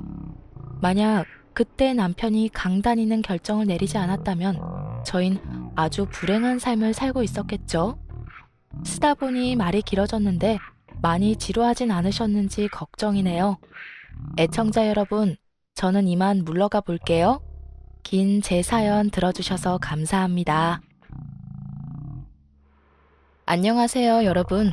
즐겨 듣는 유튜브 사연에 글을 쓰려고 하니 어색하기도 하고 긴장도 많이 됩니다. 최근에 친구가 결혼하면서 시댁 스트레스가 심하다면서 고민 상담을 많이 하면서 제가 예전에 겪었던 일이 생각나 사연을 쓰게 되었습니다. 좀 길어질 수도 있는 제 사연을 한번 적어 내려가 보겠습니다. 재미있게 잘 들어주세요. 제 소개 먼저 해야겠죠? 저는 40대 중반 여자입니다. 제가 사는 동네에 크지도 작지도 않은 베이커리 카페를 운영하고 있습니다. 저희 카페 빵과 커피가 꽤 맛이 있다고 소문이 나서 장사가 잘 되는 편이에요. 저는 30대 후반에 결혼을 했습니다. 저의 남편은 매일 자랑해도 모자랄 만큼 정말 최고의 남편이에요. 친정 식구들도 친구들도 늘 결혼 잘했다며 칭찬 일색이죠. 시부는 일찍 돌아가셔서 홀시모인데 정말 친정엄마처럼 잘해주십니다. 남편과 시모 자랑을 하고 하면 쉬지 않고 얘기할 수 있답니다. 제가 전생에 무슨 덕을 쌓았길래 이렇게 좋은 남편과 좋은 시모를 만났을까 싶을 정도예요. 너무너무 좋은 시댁이지만 저를 힘들게 하는 딱 한 가지가 있는데요. 그게 바로 신우입니다. 신우는 남편보다 3살 많은 노처녀인데요. 자격지심 심하고 제가 하는 모든 것이 마음에 안 들어 트집 잡기 바쁜 사람이죠. 세상 다정한 시모와 배려 깊은 남편이 있는 집안에 어쩜 이렇게 삐뚤어질 수 있을까 싶을 만큼 뾰족한 성격에 자기밖에 모르는 사람입니다. 여러 가지 에피소드가 있는데 그 중에 제일 기억 남는 일을 꼽으라면 바로 친정아빠 생일 때의 일입니다. 친정아빠가 갑자기 몸이 좀 안 좋아지셔서 한동안 입원해 계셨었는데요. 다행히 경과가 좋아져 퇴원을 하시고 집에서 쉬기로 했었죠. 퇴원하고 며칠 뒤 친정아빠의 생신이었습니다. 남편이 잠시 쉬고 계시는 친정아빠를 위해 깜짝 이벤트를 준비해줬어요. 저도 너무 고마웠고 아빠도 많은 감동을 받으셨습니다. 얼마나 좋으셨는지 눈물까지 흘리실 정도였어요. 오랜만에 친정 가족이 다 모인 자리에서 행복한 파티를 했습니다. 카카오톡 프로필 사진을 웬만하면 잘 바꾸시는 편이 아닌데 남편이 해준 이벤트와 선물을 찍은 사진을 카카오톡 프로필 사진으로 변경하셨더라고요. 그런 친정아빠를 본 저는 기분이 너무 좋았고 아빠의 카톡 프사를 캡처해서 저도 카카오톡 사진을 변경했습니다. 사실 저도 자랑하는 카톡 올리는 거 괜히 민망해서 안 올리는 편인데 이번에는 왠지 올리고 싶더라고요. 행복해했던 아빠의 모습도 생각이 나고 남편 자랑도 할 겸 또 아빠의 귀여운 모습도 올리고 싶었거든요. 그날 저녁 남편과 함께 아빠 얘기를 하고 있었습니다. 남편 핸드폰이 울려서 보니까 신우였죠. 남편이 전화를 받자마자 신우는 다짜고짜 남편한테 따지는 말투로 말했습니다. 너 진짜 웃기더라. 내가 진짜 열불이 터져서 가만히 있을 수 없어서 전화했어. 눈 뜨고 못 봐주겠어 정말. 아 누나 또 왜 그러는데. 또 뭔 일인데 다짜고짜 짜증이야? 너 가족이나 잘 챙겨. 남의 가족 챙기지 말고. 진짜 화가 안 가라앉네. 신경질 나서 일이 손에 안 잡힐 정도야. 그러니까 무슨 소리냐고. 알아듣게 설명을 좀 해라. 아주 이벤트를 하고 난리도 아니더라. 너 나한테는 그렇게 해준 적이 있어? 결혼하고 아주 남의 집 자식 다 됐어. 올케는 나 보라고 일부러 카톡 사진 바꾼 거지? 나 열받으라고. 신우는 제 카톡 프사를 보고 화가 나서 전화를 한 것이었습니다. 아, 무슨 소리 하나 했네. 장인어른 생신이기도 하고 건강하게 퇴원하셔서 축하 파티 겸한 건데 그게 뭐? 그게 누나가 나한테 전화해서 화낼 일이야? 지금 많이 좋아지신 거냐고 안부 인사하지는 못할 망정 그게 배가 아파서 나한테 전화한 거야? 그리고 남의 가족이라니 말이 좀 심하네. 그래, 배 아파서 전화했다 왜? 너 결혼하고 나서 우리 가족은 안중에도 없지? 너 누나가 있다는 사실을 망각하고 있는 거 아니야? 엄마는 그 사진 보고 뭐라고 안 해? 엄마 서운하겠다. 나도 이렇게 배신감이 드는데 엄마는 오죽하겠어? 신우 목소리가 얼마나 컸는지 스피커폰이 아닌데도 옆에 있는 저한테 다 들릴 정도로 큰 소리로 통화를 했습니다. 옆에서 듣고 있는데 정말 기가 차더라고요. 남편이 친정 가족에게만 잘하는 건 아니거든요. 혹여나 서운해할까봐 시모한테는 특히 신경을 많이 씁니다. 그리고 신우 성격을 잘 아는 남편은 신우 섭섭치 않게 잘해주고 있고요. 물론 저도 겪으면서 신우 성격을 알게 되었고 비위 맞춰주려고 하는 편입니다. 그런데 친정아빠 이벤트 해줬다고 그게 배 아파서 전화를 한 신우는 이해할 수 없었죠. 저희 아빠 입원해 계셨던 것도 뻔히 알고 있었으면서요. 그런 신우의 전화에 남편도 기가 막혀 했습니다. 아니, 뭘 또 안중에도 없어. 그리고 엄마는 알고 계셨어. 아주 기특하다고 칭찬하던데 누나는 그게 그렇게 배가 아파? 가족 안 챙기냐는 얘기 나왔으니 묻자. 누나보다 내가 엄마 더 잘 챙기는 거 알지? 누나, 이번 주에 엄마한테 전화 한 번이라도 해봤어? 그리고 지난번 누나 생일에 갖고 싶다던 가방도 사줬잖아. 뭐가 그렇게 섭섭한데? 저렇게까지 이벤트 해준 적은 없잖아. 누나가 애야? 가끔 이럴 때마다 진짜 나 이해를 못하겠어. 안부 전화 한 번 없다가 갑자기 전화해서 말도 안 되는 소리를 하지 않나? 남편이 신우 말을 받아주지 않자 신우는 갑자기 울기 시작했습니다. 너 결혼하니까 누나는 이제 필요 없다 이거지? 그래도 결혼 전에는 이렇지는 않았는데 결혼하고 나서 애가 변했어. 아, 또 왜 그래? 나는 결혼 전이나 지금이나 똑같아, 누나. 너 나 결혼 안 하고 이러고 있다고 무시하는 거지? 그런 생각 한 번도 한 적 없어. 혼자 생각하고 혼자 결론 내리지 좀 마.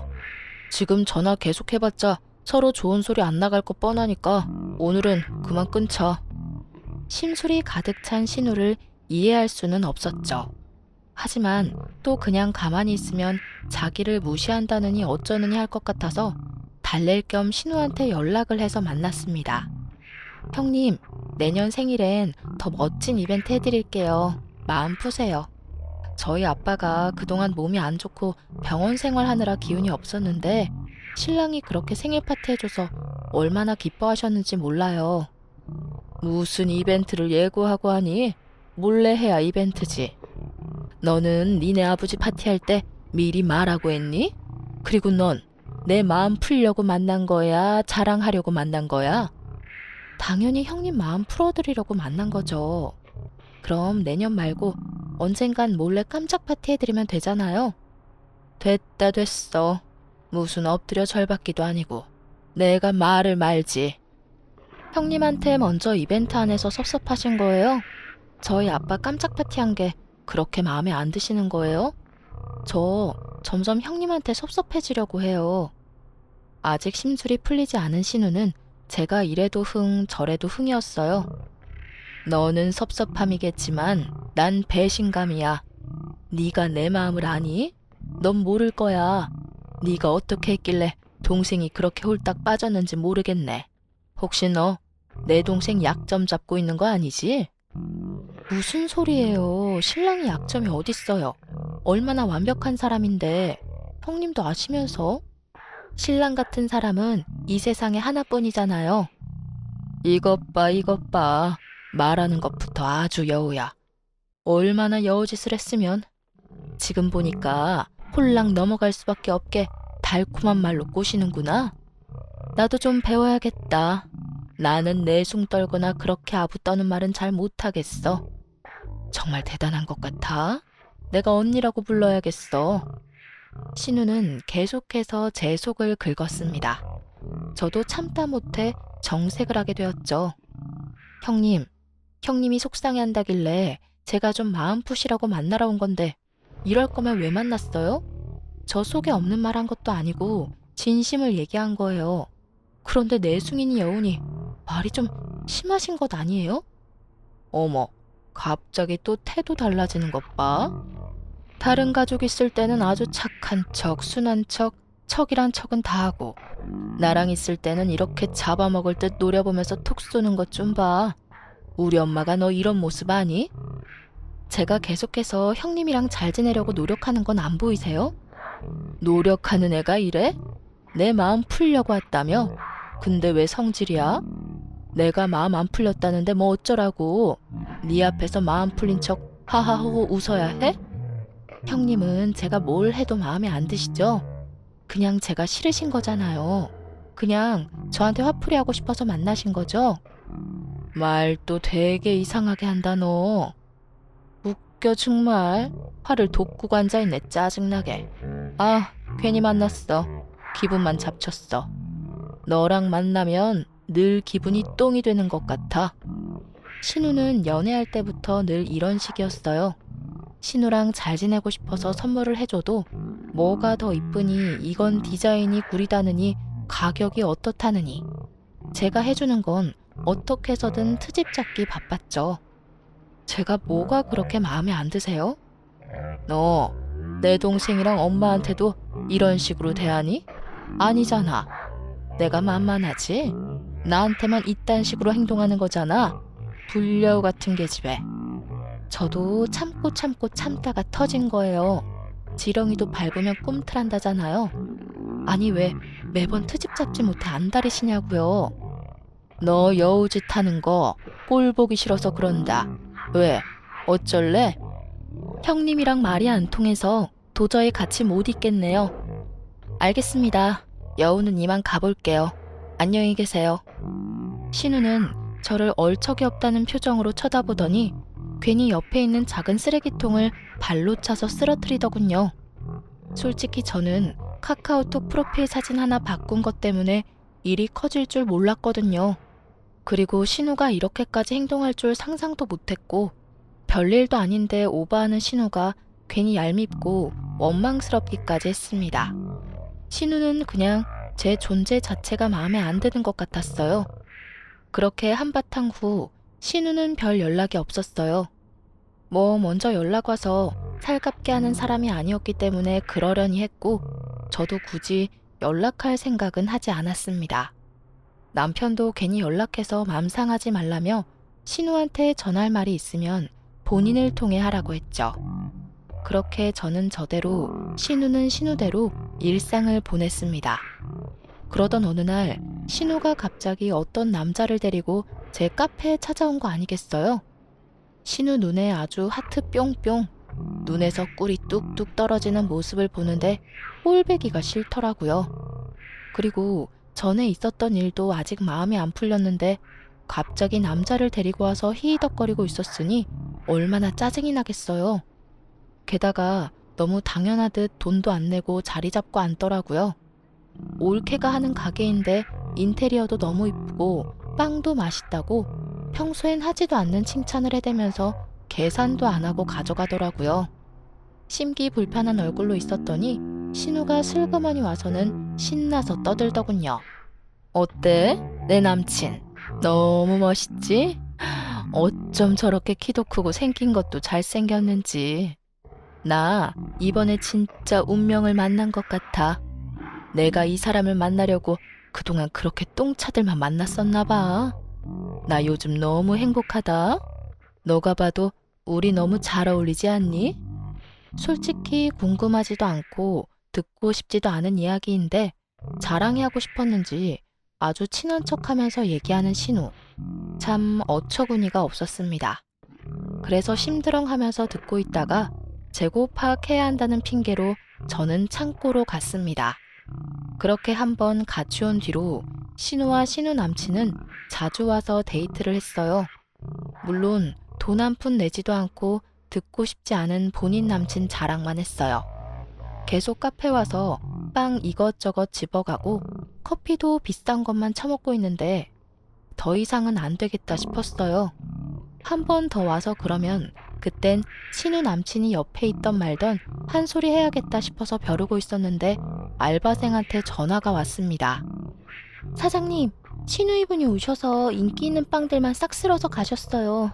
오후에 팔 빵까지 가져가셔서 지금 트레이들이 많이 횡해요. 뭐? 하필 내가 없을 때 왔네. 돈도 안 냈지? 네, 당연하게 이것저것 포장 요청하셔서 안 해드릴 수가 없었어요. 죄송해요. 제가 일정이 있어서 카페를 비운 사이 신우가 와서 빵을 한아름 가지고 갔다는 것 아니겠어요? 알바생은 어쩔 수 없이 신우가 요청하는 대로 들어줄 수밖에 없었고, 신우가 가고 나서야 저한테 전화를 한 거였죠. 진짜 신우는 대체 얼마나 뻔뻔한 가면을 쓰고 있길래 이럴까 싶기도 하고, 짜증이 많이 나서 신우한테 전화를 해서 화를 냈죠. 형님, 빵을 다 가져가시면 어떡해요? 오후에 오신 손님들은 어떡하라고요? 남자친구 옆에 있어서 껄끄러울까봐 가만히 있었더니 너무 당연하게 생각하시나 봐요. 제가 그렇게 만만해요? 둘이 와서 저희 카페에서 먹어치운 것만 해도 많은데 또 오셔서 빵을 그렇게 가져가요? 아니, 그럴 거면 돈이라도 내시던가요. 우리 사이에 뭘 돈을 받아? 치사하게. 두 명이서 먹으면 얼마나 먹는다고. 쪼잔스럽다 너. 카페 운영하면서 신우한테 이 정도도 아깝니? 아깝냐고요? 그게 아니라 두 분 다 기본 상식이 안 되어 있잖아요. 남친분도 생각이 있었으면 돈을 지불하고 먹는 게 맞잖아요. 아직 결혼도 안 한 사이에 여자친구 가족이 카페 장사한다고 공짜로 받아 먹으려는 심보는 대체 어디서 생겨난 거예요? 한두 번이야 저도 좋은 마음으로 그냥 드시라고 뒀는데 해도 너무하잖아요. 그리고 오실 때마다 다 먹지도 않을 빵 괜히 담아가고 카페에 있는 내내 커피 리필해달라고 하질 않나. 무슨 무한 리필집도 아니고 심하다고 생각 못 하세요? 식사와 커피를 왜 제 카 안에서 해결하려고 하시냐고요? 왜? 말 되게 기분 나쁘게 하네, 여전히. 그리고 내가 남친한테 돈 내지 말랬어. 우리 가족이라며. 가족한테도 돈 받니? 너 우리 엄마가 와도 돈 받아? 우리 엄마랑 내 동생 사랑 독차지해놓고 이 정도도 못 해줘? 어머님이랑 형님이랑은 아주 많이 다르죠. 그리고 어머님은 이렇게 자주 오셔서 드시지도 않고요. 형님은 남친분이랑 사람 많은 시간에 자리 차지해서 몇 시간을 그렇게 있으시잖아요. 영업 방해된다고 생각하지 않으세요? 뭐? 말이 좀 그렇다. 영업 방해? 뭐, 내가 거기서 손님을 내쫓았어 어쨌어? 진짜 말 재수없게 하네. 야, 더럽고 치사해서 안 간다 안 가. 여기 이 동네에 네 카페만 있는 줄 알아? 하여간 예뻐할래야 예뻐할 수가 없어. 방귀 낀 놈이 성낸다더니 화낼 사람은 난데 신우가 화를 내고는 뚝 끊더라고요. 남편도 얘기를 듣더니 신우한테 전화해서 다시는 카페에 찾아오지 말라고 경고했고요. 또 신우는 네가 그러고도 동생이냐, 여우한테 홀라당 넘어간 바보 같은 놈이라며 난리쳤습니다. 그래도 효과가 있었는지 며칠 동안 신우와 신우 남친은 카페에 오지 않았어요. 그리고 얼마 후 갑자기 알바생에 큰일 났다며 인터넷에 올라온 글을 보여주더라고요. 읽어보니 제 카페를 욕하는 비방성 게시글이었습니다. 사장님, 인터넷에 저희 카페를 비방하는 글이 올라왔는데 댓글이 엄청나요. 저도 친구가 말해줘서 알았는데 여기저기 많이 퍼진 것 같아요. 어쩐지 요즘 괜히 트집 잡고 화내는 손님들이 많으시던데 이 글 때문인 것 같아요. 한번 읽어보셔야 할 것 같아요. 카페 위생도 별로고 사장이 그렇게 싸가지가 없다면서 악의적인 게시글이었습니다. 자기가 방문했을 때 머리카락이 여러 개 나와 비위상에 먹지도 않고 다 버렸다는 둥 있지도 않은 일을 적었더라고요. 저는 아이디를 보고 대번에 신우인 것을 알았습니다. 영어가 섞인 아이디였는데 한글 자판으로 바꿔보면 그냥 신우 이름이었거든요. 신우의 정성이 얼마나 대단했는지 여기저기 악성글을 참 많이도 적었더라고요. 그 게시글이 동네 사람들한테 퍼지고 나니 진상 손님들이 많아졌어요. 당연히 카페 운영은 너무 힘들어졌죠. 매출보다 인건비가 더 많이 나오는 상황까지 되어버렸거든요. 그래서 어쩔 수 없이 알바생에게 2달만 쉬어달라고 말하고 잠시 휴업을 했어요. 소식을 들었는지 신우한테 전화가 왔더라고요. 너 카페 휴업했다며? 그러게, 카페 신경을 좀 쓰지 그랬어. 형님, 저랑 평생 안 볼 것처럼 얘기하시더니 제가 휴업한다고 하니 바로 전화 주셨네요. 기분 좋으신가 봐요. 제가 휴업해서. 걱정돼서 전화했더니 또 싹퉁머리 없이 얘기하는 것 좀 봐. 재수없어 정말. 신우의 말에 기가 막혀서 헛웃음이 나더라고요. 걱정이요? 형님이요? 그럴 리가 없잖아요. 형님이 작성하신 게시글 덕분에 이렇게 된 건데 형님 아닌 척 하려면 아이디라도 창의적인 걸로 바꾸셨어야죠. 너무 아이디가 형님이던데? 나랑 비슷한 아이디를 쓰는 사람인가 보지. 넌 증거도 없이 사람을 그렇게 몰아가? 기가 찬다 정말. 형님, 기가 차는 건 저도 마찬가지예요. 진짜 형님 행동이 너무 웃겨서 웃음이 날 지경이에요. 아무튼 감사합니다. 형님 덕분에 잘 쉴게요. 더 이상 통화하고 싶지 않아서 전화를 먼저 끊었습니다. 진짜 대단한 사람이다. 박수까지 쳐주고 싶었어요. 남편에게는 요즘 장사가 잘 안 되어서 그렇다고 둘러대기만 했어요. 아직 정확하게 신우가 썼다는 증거를 모으지 못했거든요. 증거도 없는데 신우 때문에 망했다고 남편에게 서둘러 말하고 싶진 않았어요.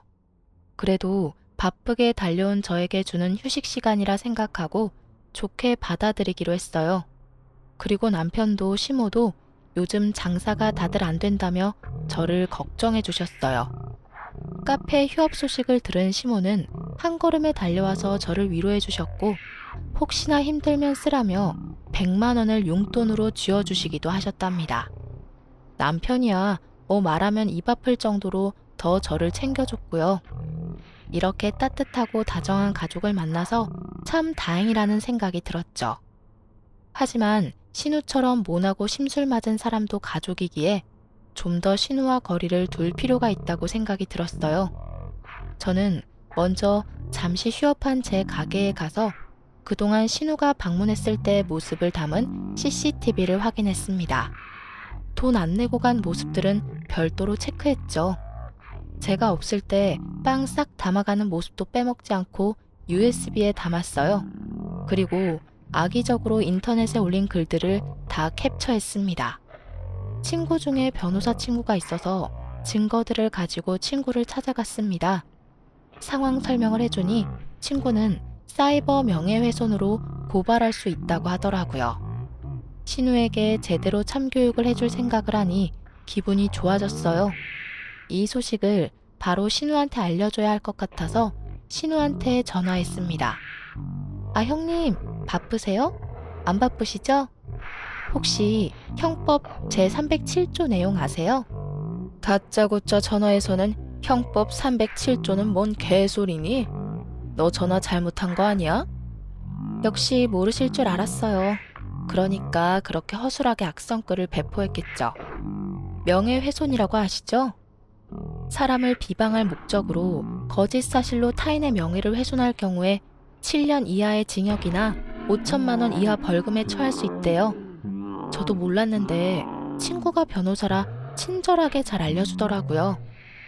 제 말에 심기가 불편해진 듯한 신우는 짜증 섞인 말투로 얘기했습니다.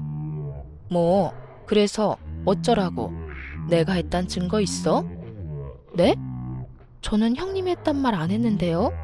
그냥 사이버 명예훼손에 대해 형님한테 설명드려야 될 것 같아서 말한 건데 다짜고짜 증거 있냐고 물으시네요. 제가 꼭 형님을 고소할 것처럼 먼저 알아들으셨네요. 질에 찔려서 증거 있냐고 되물으신 의도 잘 알겠습니다. 그런데 그건 아셔야 될 것 같아요. 제 가게가 잘 나가서 질투하신 건 알겠는데 요즘 세상이 좋아져서 없는 사실로 악성 게시글 올리면 명예훼손으로 처벌도 가능하거든요.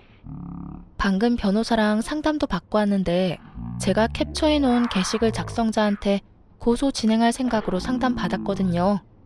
혹시나 궁금하실까봐 알려드렸어요. 참, 아직 게시글 작성자가 누구인진 모르겠지만 벌금형은 확실할 것 같네요. 그럼 저는 바빠서 이만. 신우는 처음에 본인이 올린 것이 아니라고 부인하면서 발을 빼더니 나중에는 자신이 당한 일이 사실이라며 주장을 했습니다. 내가 빵 먹다가 머리카락 발견한 게 한두 번이 아니야. 말을 안 해서 그렇지. 이게 허위 사실이야? 나는 사람들이 알아야 할 것 같아서 사실을 전한 것뿐이야. 아, 그러셨어요? 근데 형님, 왜 그때는 저한테 말씀 안 하셨어요? 그거야. 너 민망할까봐 모른 척 넘어간 거지. 이상하다. 형님 성격에 그렇게 뭐 하나 꼬투리 잡을 상황이 생기면 그냥 넘어갈 사람이 아닌데 왜 그땐 가만히 있었을까요? 저는 이해가 안 돼요. 아무튼 사실이니까 빨리 좀 어떻게 해봐. 형님 말이 사실이라면 증거를 가져오세요. 증거. 증거가 정말 중요한 거 알죠? 특히 지금 이 상황에선 정말 필요한 거잖아요. 형님이 증거 가져오면 저도 다시 생각해 볼게요. 아니, 어떻게 증거를 가져와? 말이 되는 소리를 해. 이미 지난 일을 어떻게 내가 증명해? 그럼 어쩔 수 없죠, 형님. 안 그래요? 저는 어떻게 해드릴 수 있는 방법이 없어요. 너 진짜 두고 보자. 나도 방법을 찾을 거야. 딱 기다려. 저에게 선전포고를 하고 간 신우. 하지만 제가 넘긴 증거용 CCTV에는 빵 잘 다 먹고 항의하는 장면도 없고 신우의 말을 뒷받침해줄 영상은 없었죠. 당연히 없었던 일을 꾸며냈으니 증거가 있을 리 없죠. 결국 신우는 인터넷에 있지도 않은 허위사실 유포와 악의적인 글을 올린 혐의가 인정되어 약소하지만 벌금형에 처하게 되었습니다. 시모 생신이어서 시가 친척들이 다 모였을 때 저는 신우의 만행을 알리고자 했어요. 신우의 짓이었음을 알게 된 남편이 먼저 입을 뗐죠. 엄마, 이번에 혜은이네 카페 장사 잘 안 돼서 힘들었었잖아. 휴업까지 하고. 근데 그거 누가 악성글 유포해서 거짓 소문 때문에 그랬던 거였더라고. 어머, 어떤 몹쓸 사람이 그런 나쁜 짓을 했다니? 누가 우리 혜은이 카페가 너무 잘 돼서 시샘이 제대로 났나 보다. 지금은 좀 괜찮니?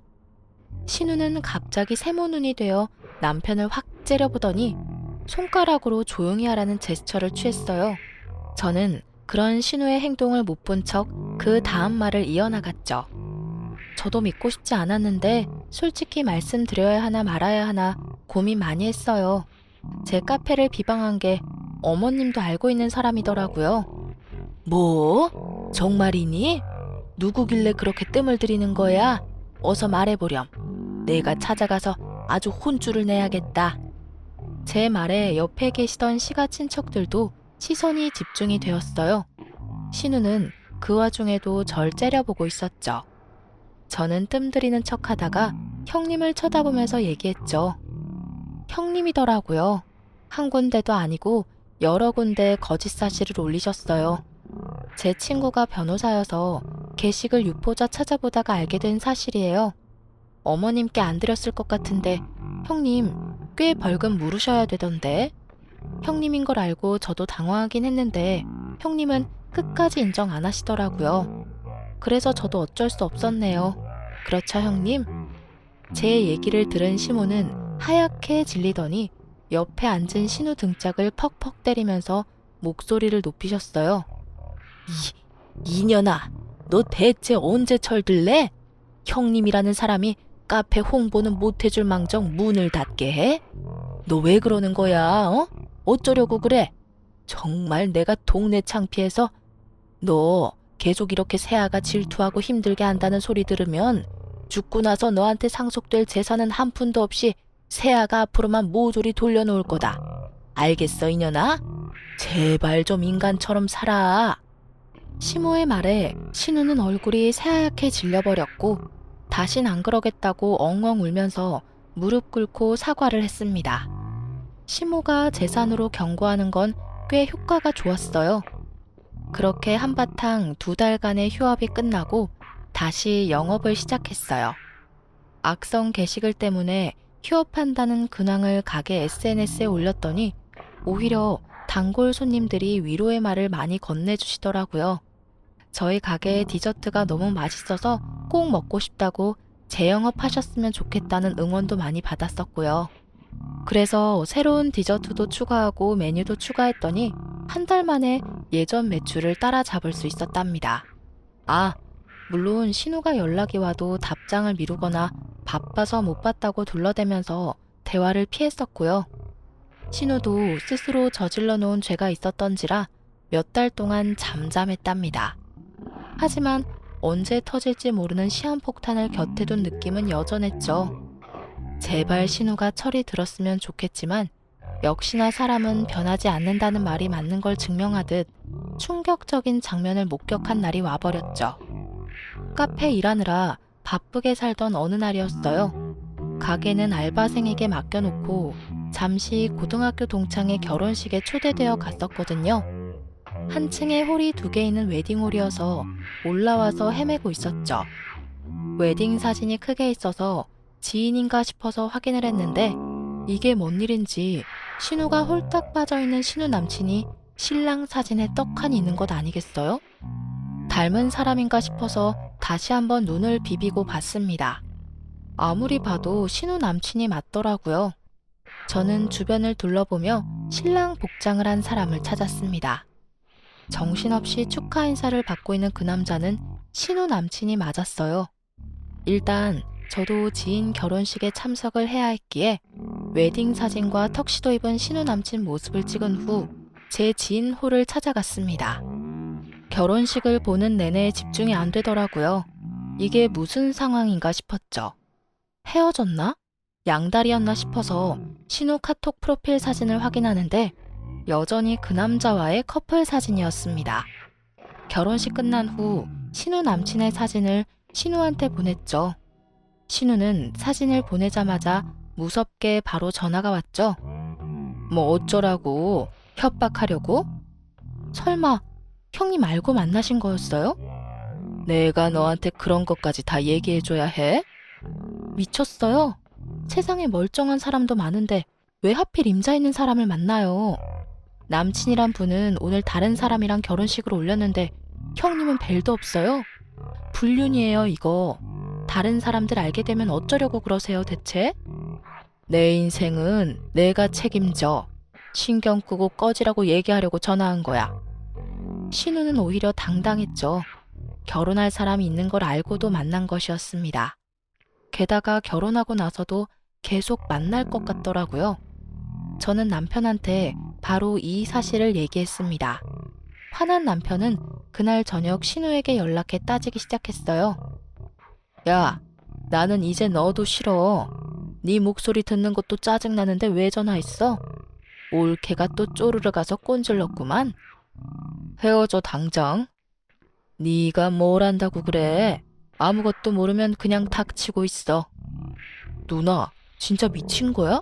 그 사람 이제 유부남이라고. 양다리 피다가 딴 여자랑 결혼까지 한 남자가 뭐가 좋다고 연애를 해? 진짜 같은 핏줄인데 하나도 이해가 안 가서 그런다. 이제 불륜이라도 저지르겠다는 거야? 대체 왜 그러고 사냐, 어?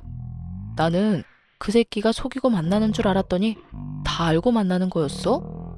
사정이 있어서 그래. 그 사람은 나밖에 없어. 아무것도 모르면서 뭐라고 하지 마. 와, 정신 나갔네. 사람들한테 손가락질 받고 싶어서 그래? 엄마가 알면 어쩌려고 그래? 너네만 닥치고 있으면 되잖아. 그 남자 몇 년 뒤에 이혼할 거야. 계약 결혼이고 몇 년만 살기로 한 거라고. 엄마한테 얘기하기만 해봐. 진짜 가만 안 둬? 계약 결혼? 누나는 그런 말도 안 되는 말을 믿어? 아, 몰라. 시끄러워. 내 인생은 내가 알아서 살 테니 너는 네 인생 살아. 네가 언제 나한테 그렇게 관심이 많았다고 난리야? 전화하지 마. 짜증나니까. 신우는 평생 정신을 못 차릴 것 같았습니다. 친동생의 말도 전혀 듣지 않았죠. 저는 신우 남친이 신혼여행을 다녀온 후 회사 복귀한 것을 확인하고 신우 남친을 찾아갔습니다. 신우 남친은 저를 보고 당황해했죠. 근처 카페로 가서 대화를 시작했어요. 제가 뭐라고 불러야 할지 모르겠는데 그게 중요한 게 아니니까. 아, 신혼여행은 잘 다녀오셨어요? 제 말에 당황한 신우 남친은 아무런 답변도 못한 채 제 눈길을 피했습니다. 결혼식 날 제 지인이 같은 층 다른 웨딩홀에서 결혼했거든요. 어쩜 드라마같이 비슷한 시간대더라고요. 웨딩 사진 잘 봤어요. 와이프분 예쁘시던데요. 근데 아직도 저희 형님이랑 만나시는 것 같더라고요. 불륜인 거 아시죠? 근데 결혼하신 걸 저희 형님도 다 알고 있더라고요. 와이프분도 알고 계신 거예요? 제 말에 대답을 계속 못하던 신우 남친이 갑자기 무릎을 꿇으면서 사과하더라고요.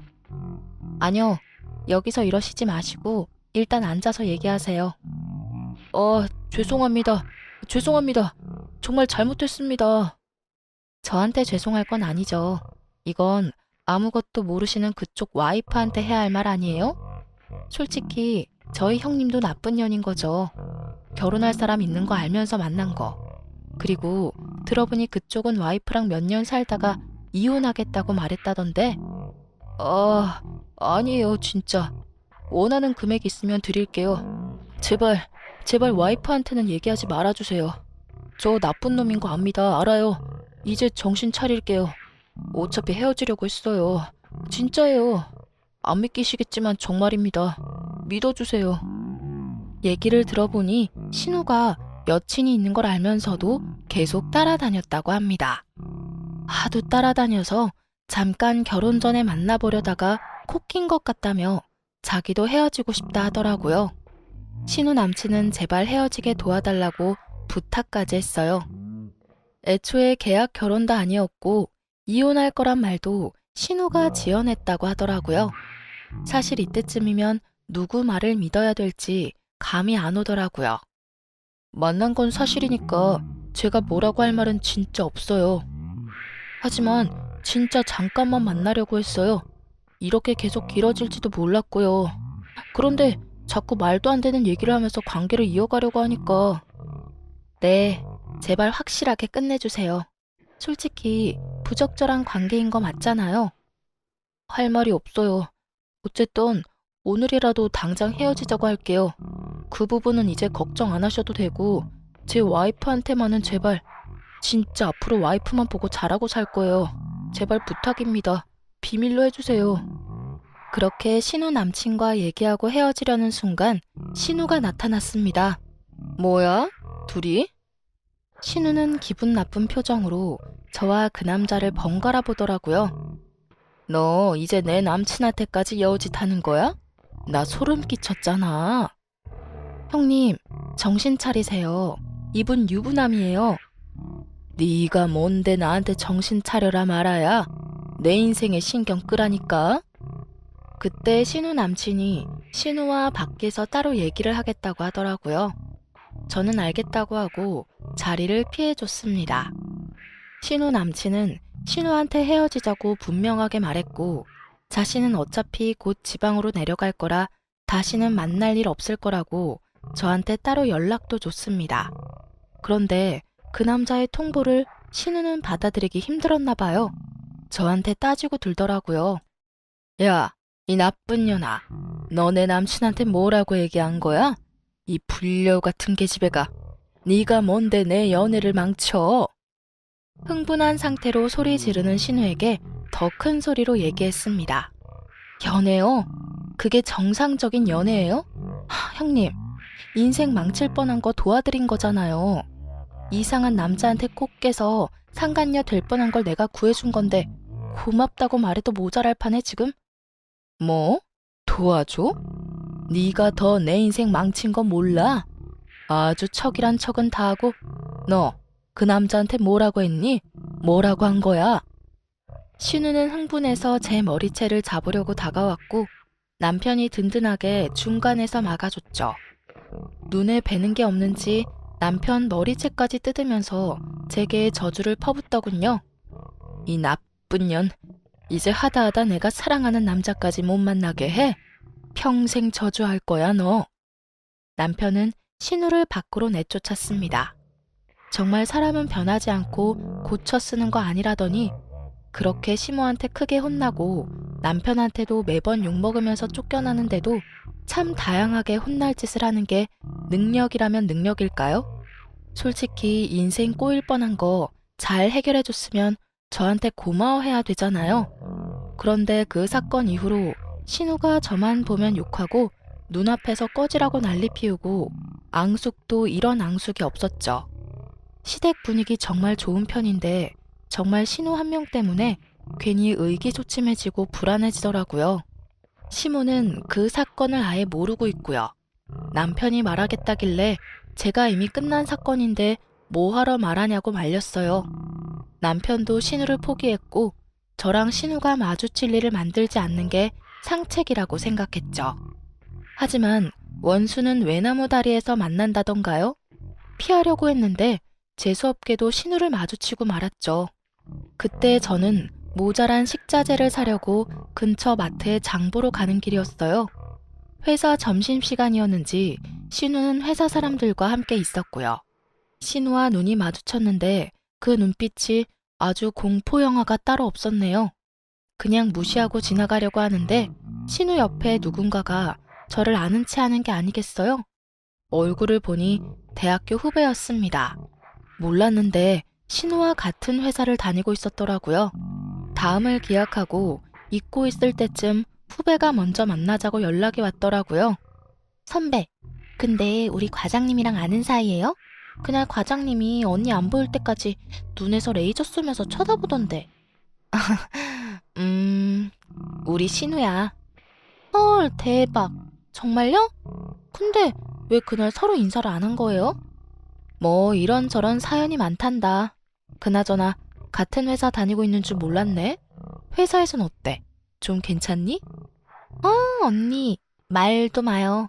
진짜 완전 노처녀 히스테리 엄청 부리고 텃세가 어찌나 심한지. 아이고, 나 너무 뒷담화를 막 했나? 안에서도 새는 바가지, 밖에서도 샌다는 말이 틀리지 않았어요. 신우의 심술맞은 성격은 회사에서도 똑같았고 회사 사람들이 제일 기피하는 대상이었죠. 후배와 함께 신나게 신우 뒷담화를 하면서 회포를 풀었어요. 그러다가 알게 된 사실인데 그 회사 상무님이 저희 학교 선배셨더라고요. 게다가 저와도 인연이 있고 사이가 좋았던 분이었죠. 진짜 그 선배도 같은 회사인 거야? 뭐 이런 우연이 있지? 그러게 말이에요. 저도 지금 너무 신기해요. 요즘 인사평가 기간이라 이것저것 체크하느라 점심도 거르시고 엄청 바쁘세요. 오, 인사평가 기간이야? 네, 이번에 평가하고 내년에 반영되는 거라 저도 엄청 긴장하고 있어요. 인사평가 기간이라는 말에 신우에게 제대로 펀치를 날릴 수 있을 것 같더라고요. 저는 후배에게 선배 연락처를 물어보았고 그날 바로 연락을 했어요. 선배님, 안녕하세요. 잘 지내고 계시죠? 안 그래도 어떻게 지내고 계신지 궁금했는데 우연히 아영이를 만났지 뭐예요? 선배님이 계신 회사에 다니신다고 하셔서 연락처 물어봐서 연락했어요. 이야, 이게 누구야? 너무 반갑다. 나중에 아영이랑 만날 때 나도 같이 보자. 한번 보고 싶다. 너무 좋죠. 아영이 얘기 들어보니 요즘 또 인사평가하는 달이라서 바쁘시다면서요? 골치 아픈 업무하는 달이라 조금 힘드네. 참, 선배네 과장님 저희 신우인 거 아세요? 오, 이 과장 말하는 거야? 이런 우연이 또 있네? 네네. 뭐 형님이 저를 올케로 생각하고 있는지는 모르겠지만요. 왜? 무슨 일이 있었어? 저는 선배한테 전화를 해서 신우 얘기를 했습니다. 신우의 본 모습에 대해서 하나부터 열까지 다 얘기를 했죠. 물론 신우가 악의적인 글을 써서 2달간 카페를 잠시 휴업했었다는 얘기도 했거든요. 얘기 들어보니 선배도 신우를 벼르고 있었던 것 같았어요. 특히 악성글 유포 관련 사항은 회사에서도 민감한 문제라 이번 인사평가에 중요한 영향을 끼칠 것 같더군요. 그리고 며칠 뒤 후배와 연락을 하다가 실수로 말이 잘못 나온 척 신우의 불륜 사건을 얘기해버렸어요. 후배는 흥미롭다는 듯이 얘기를 듣고는 회사 친한 직원들한테 전부 얘기를 해버렸고요. 그 다음은 말 안 해도 예상이 가시죠? 안 그래도 회사에서 눈에 가시였던 신우의 부적절한 연애사를 알게 된 사람들은 더욱 신우를 등지기 시작했고 회사 사장님의 귀에도 들어가게 되었습니다. 그 후 회사에 인사평가 관련 공지가 떴는데 신우는 좌천되었다고 하더라고요. 인사평가 결과에 열받은 신우는 그날 사직서를 내고 짐 싸서 나왔다고 합니다. 그 얘기를 듣고 나니 제가 신우에게 참교육을 해준 것 같아서 기분이 좋더라고요. 저만 매번 당할 수 없으니까요. 신우는 회사 퇴사 후 자기는 잘못한 거 하나 없다며 피해자 코스프레를 하고 다녔어요. 그리고 다시 구직을 할 생각을 하지 않더라고요. 돌아가신 시부가 남겨둔 재산이 꽤 되어서 그것만 믿고 백수 생활을 이어갔어요. 신우는 화풀이가 필요할 때마다 저희 집에 찾아와 난동을 부렸어요. 남편한테 매번 욕먹으면서 쫓겨나는데 참 부지런히도 찾아오더군요. 시모와 함께 모인 저녁 식사 자리에도 신우는 어김없이 깽판을 부렸죠. 엄마, 쟤 불려우야. 무슨 생각을 하고 있을지 모르는 애라고. 무서운 애야. 엄마가 제 성격을 몰라서 그러는 거라고. 나 회사 그만둔 거 제가 우리 회사에 이상한 소문 퍼뜨려서 그런 거야. 진짜 너무 소름 돋아. 누나, 작작해라 좀. 이젠 지겹다 그 레파토리도. 야, 네 와이프 때문에 내 인생 완전 망했어. 제가 나 고소해서 벌금 먹이고 내 남친이랑 헤어지게 만들었다고. 게다가 일자리까지 잃었는데도 제 편을 들어? 넌 내 동생 아니야? 그럼 내 편을 들어야지. 시모는 무슨 일인가 싶어서 어리둥절해 하셨죠. 그제서야 저는 시모한테 모든 사실을 얘기해드렸어요. 그리고 제가 직접 웨딩홀에서 신우 남친을 찍은 사진도 보여줬죠. 신우가 매번 운명이라고 자랑하고 보여줬기에 시모도 신우 남친 얼굴을 잘 알고 있었거든요. 제 얘기를 듣고 신우 남친의 결혼식 사진을 본 시모는 경악을 금치 못했어요. 내가 진짜 너를 잘못 키웠다. 어쩜 이렇게 모간하고 뾰족한 놈이 나왔을까. 네가 나쁜 마음 먹고 카페 문 닫게 한 것도 모자라서 유부남까지 만나? 미쳐도 단단히 미쳤어 정말. 유부남 만나서 헤어지라고 얘기한 게 뭐가 그렇게 화가 나? 엄마 얼굴에 먹칠을 해도 유분수지. 이것 봐. 엄마도 다 홀랑 넘어가 버렸어. 내가 엄마 딸이라고 잊었어? 엄마까지 왜 이래? 신우는 정신 차리지 못하고 억울해했습니다. 머리끝까지 화가 난 시모는 갑자기 주방으로 가시더니 가위를 가져오셨습니다. 엄마 왜 이래? 미쳤어? 가위는 왜 가져온 거야? 내가 널 너무 오냐오냐 키웠다. 이젠 네가 고삐 풀린 망아지처럼 지내는 걸 보고만 있지 않을 거야. 시모는 신우의 머리채를 확 잡고는 싹둑하고 순식간에 머리를 잘라버렸습니다. 피할 새도 없이 갑자기 머리카락이 잘린 신우는 울음까지 터뜨리더군요. 저도 시모가 그렇게까지 화내는 모습을 처음 봤어요. 더 이상 자기 편이 없다고 느낀 신우는 그대로 집을 뛰쳐나갔습니다. 시모는 신우의 머리를 자르고도 화가 풀리지 않으셨는지 신우 방에 들어가서 신우가 아끼는 옷과 가방을 다 잘라버리셨습니다.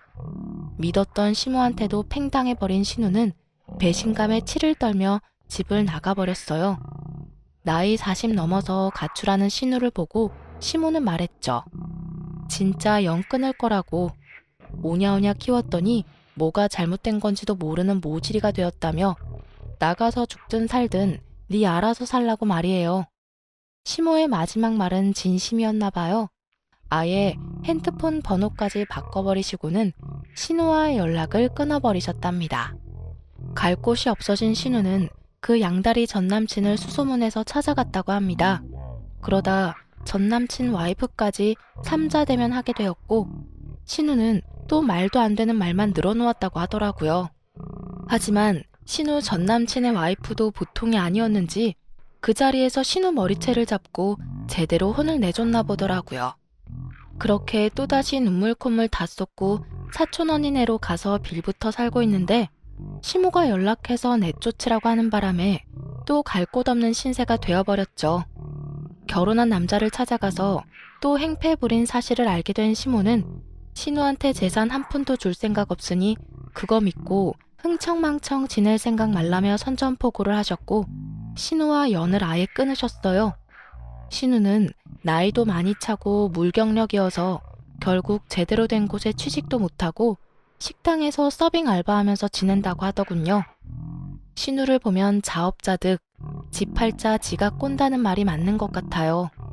화목하고 부유한 가정에서 자라면서 고마운지도 모르고 살았던 신우는 결국 뱀에 꼬인 성격 때문에 무난한 인생을 살 수도 있었는데 나락으로 가버리게 되었죠. 제 사연을 들으시면서 왜 신우의 불륜을 막았냐고 생각하시는 분이 계실 것 같다는 생각이 드는데 신우를 위해서 참견한 건 아니고 남편과 시무가 생각나서 오지랖을 좀 부렸습니다. 결과적으로는 시무도 알게 되고 신우 전 남편의 와이프도 알게 되어 나름 사이다 결말이 되었네요.